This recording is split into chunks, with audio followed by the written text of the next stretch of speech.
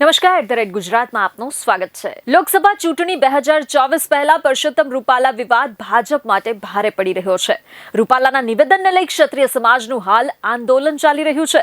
સમગ્ર મામલે પરસોત્તમ રૂપાલા અગાઉ 2 વાર માફી પણ માંગી ચૂક્યા છે, જ્યારે પ્રદેશ પ્રમુખ CR પાટીલે પણ આ મામલે માફી માંગી હતી। છતાંય ક્ષત્રિય સમાજ આ મામલે માફી આપવાના મૂડમાં જ નથી। વિરોધનો વંટોળ વધી રહ્યો છે અને ક્ષત્રિય સમાજ અડગ છે, ત્યારે રૂપાલાના વિરોધના સમાધાનની તરફેણમાં એન્ટ્રી લીધી છે સંતોએ। જી હા દર્શક મિત્રો, ગઈકાલે વિશ્વ હિન્દુ પરિષદે આ મામલે અપીલ કરી હતી। સંત સમિતિના રાષ્ટ્રીય અધ્યક્ષ દ્વારા સમગ્ર મામલે બંને પક્ષો ભેગા થઈ સમગ્ર આ જે મામલો છે તે મામલે સુખદ સમાધાન શોધે તેવી અપીલ કરવામાં આવી છે। આ અંગે અવિચલ દાસજીનું શું કહેવું છે, વાત કરીએ ડિટેલમાં।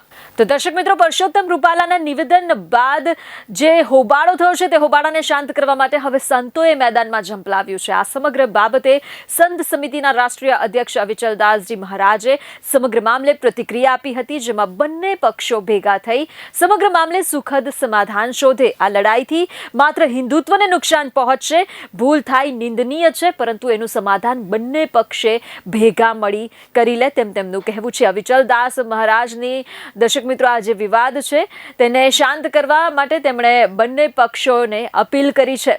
આ સમગ્ર મામલે તેમની પ્રતિક્રિયા સામે આવી છે। સંત સમિતિના રાષ્ટ્રીય અધ્યક્ષ અવિચલ દાસજી મહારાજનું એમ કહેવું છે કે જે બોલાયું છે તેને અમે પણ સખત શબ્દોમાં વખોડીએ છીએ કે આ કયા સંજોગોમાં બોલાયું તેનું અમને પણ આશ્ચર્ય છે, પણ હવે એ વિષયને મુદ્દો બનાવીને જો આપણે ચાલીશું, આપણું જે લક્ષ્ય છે ભારતના ઇતિહાસને આપણી ભાવિ પેઢીમાં સ્થાપિત કરવાનો, એમાં ક્યાંક આપણને અડચણ પડશે। એટલે બંને પક્ષોને અમારી સંત સમિતિના સભ્ય અપીલ કરે છે કે આપ ભેગા બેસો, રસ્તો શોધો। શું બોલ્યા હતા પરસોત્તમ રૂપાલા, જેને લઈ આ વિવાદ વકર્યો તે મામલે વાત કરીએ તો રાજકોટ બેઠકના ઉમેદવાર પરસોત્તમ રૂપાલાએ રજવાડા અંગે એક નિવેદન આપ્યું હતું, જે વિડીયો સોશિયલ મીડિયા પર ખૂબ જ વાયરલ થયો, જેમાં તેમણે કહ્યું હતું કે રૂખી સમાજે ધર્મ કે વ્યવહાર ન હતો બદલ્યો, સૌથી વધુ દમન થયું છતાં રૂખી સમાજ ન હતો ઝૂક્યો। મહારાજોએ અંગ્રેજો સામે રોટી બેટીના વ્યવહાર કર્યા હતા।